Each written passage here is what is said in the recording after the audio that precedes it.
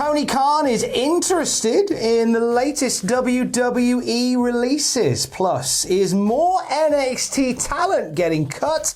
And a big main event is announced for this Friday's Smackdown. It's all in the wrestling news right now. We're still reeling from another mass release from the end of last week. Yes, absolutely. And apparently, a certain Mr. Khan, Tony Khan, not Nick Khan, is interested in a few of the new WWE releases. He was speaking to PW Torch and said every time they cut 20 people, let's just say, it's terrible because every time someone loses a job, it's affecting them and the people around them. Some of those people might have wanted to leave, but in general, most probably did not. But then he went on to say, I don't want to say who or when I would be interested in anybody from the latest releases, but there are a few interesting people they let go. And the same goes with the last wave and the wave before that and before that. Each wave, there are a few interesting ones, and this was no exception. Don't you? I was just about to say, if there's one name who stands out, Tom, who would that be? Fully expecting you to give that exact answer. I mean, it's obviously Keith is the standout. Keith's the stand.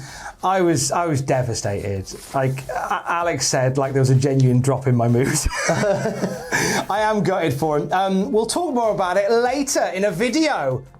I think Keith. I mean, I saw a few people online. I think David Bixenspan was one of them who was saying, like, how much would it cost to get these guys out of their no competes? Because if I was Tony Khan, I'd be throwing money at WWE to get Keith out of his and get him straight to St. Louis. Or to show up on like Full Gear or on Dynamite. I mean, there's obviously there's an incredible amount of talent in that latest batch of releases. But Keith's the one who seems to be the one that everyone's saying, like, how can you mess up Keith Lee? I saw a lot of people retweeting the confrontation he and Lesnar had in the Royal Rumble when there was a huge reaction just for them standing in the ring across from each other and thinking, like, how can you have messed this up? Maybe Tony Khan has eyes on Keith. We can repurpose a song for him, I reckon. Oh well.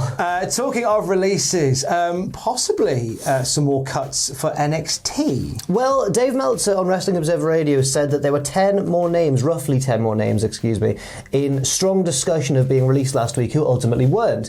Veteran NXT talent in their 30s included. Obviously, that goes against the mandate that they introduced, or reportedly introduced, where it was like, we want big guys, young guys, nobody in their 30s and that sort of stuff. So the names that Meltzer mentioned were Danny Burch and Timothy Thatcher, for example, people who were almost cut but weren't. But you're right, because does this mean that there are more on the horizon? Does this mean that certain names are kind of in the firing line for the next batch of cuts? I guess we have to assume now that these cuts are just going to be I think it's just a regular thing. Yeah, as horrible as that sounds. It's awful. But then, this is what's happened when you've spent the majority of the last few years just bloating out your roster. Yes. This was unfortunately inevitable. And there's some NXT talent that I don't want to.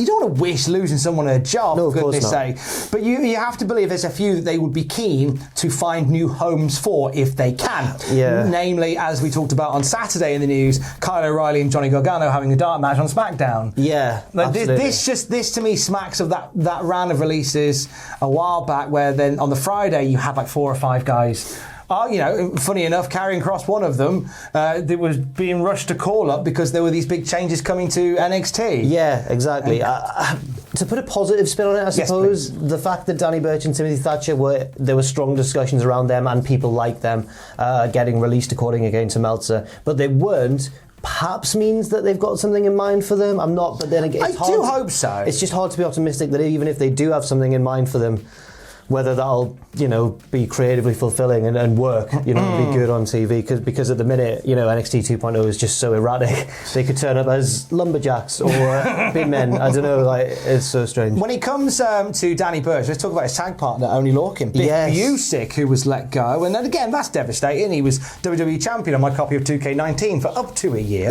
He's great to play as on 2K. Especially, he's good to play. I mean, he's good to play as on 2K19, but he's also phenomenal as I imagine he's good to play as because he's got a really exciting style and moveset. Yes, he truly has. But he's also, I think, was it you mentioning that we just didn't get a chance to see enough of his personality? No, and he's really funny on social media, and despite that, we never got a chance to see that. He stands out from other NXT releases because he has a 90-day no compete as opposed to a 30-day, and he did a video over the weekend to explain why. Yes, he said that because he signed to compete on 205 Live, that meant he signed a main roster SmackDown contract because they toured together. 205 Live and SmackDown were touring together. And that's why he's got a 90-day no-compete instead of a 30-day no-compete, which kind of sucks because he got all the drawbacks of signing that main roster contract without any of the benefit. Like he's spending 3 months now in limbo instead of 1 month. But on the positive side, I think people will be very hyped to see him when he's eventually able to take bookings elsewhere. Well, he's already announced he's got bookings planned in Canada, in America, he's got some in Europe, I know in Germany for a fact. Right. He's also planning to open a wrestling school, and he's a big poker fan. Okay. So he's doing a poker series on YouTube. Oh, fantastic. He's going to travel the world and play poker. He's an entertaining guy. You can just tell he's one of those guys who, whatever he does, he'll find a way to make it entertaining. So I'm excited to just see what he gets up to. Much like Xavier Woods. Much like King Xavier Woods, who will be competing in a big main event that's already been announced for this Friday's SmackDown. Local advertising on Fox has listed a match between King Xavier Woods and the WWE Universal Champion Roman Reigns, in what I only can assume will be the main event of SmackDown. You have to think. Well, Roman Reigns, as we talked about before, will only really do the opening segment or the closing segment. Yeah, or both. And then there'll be a bit in the middle where there's some odd tension between him and Paul. Yeah. And he'll be like, are you my friend, Paul? And Paul will go, yeah, I'm your friend, yeah. Are you though? How do we think this is going to go down? I don't want this just to be a drumming for Woods. I'd hate for that. I would hate for that as well because he's really impressed recently and has been rewarded for it with the King of the Ring, which was his dream to win King of the Ring. But I mean, Roman will obviously, win in all likelihood. Yes. Although, Woods did get that shock victory over Bobby Lashley, but I can't see the same happening to Roman. I feel like we're gearing towards. It's not. I don't think it's been officially announced. They haven't announced it via Twitter like they do most of their Survivor Series booking.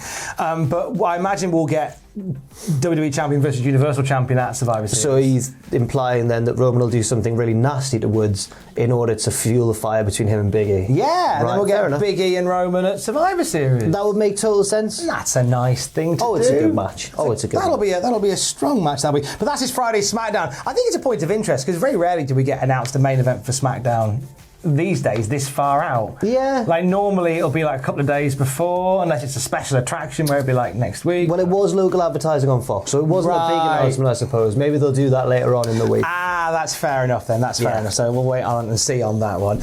More news as we get it at cultaholic.com throughout the day. Did you have a nice weekend, Joe? I did, Tom, thank you. Did you have a nice weekend? I had a lovely weekend, Fantastic. thank you. It's been a good time. We hope you had a nice weekend too, however you spent it. Unless you were being rude, in which case, don't tell us, you dirty boys and girls. See ya. Have a great day. Stay safe. Love you. Bye.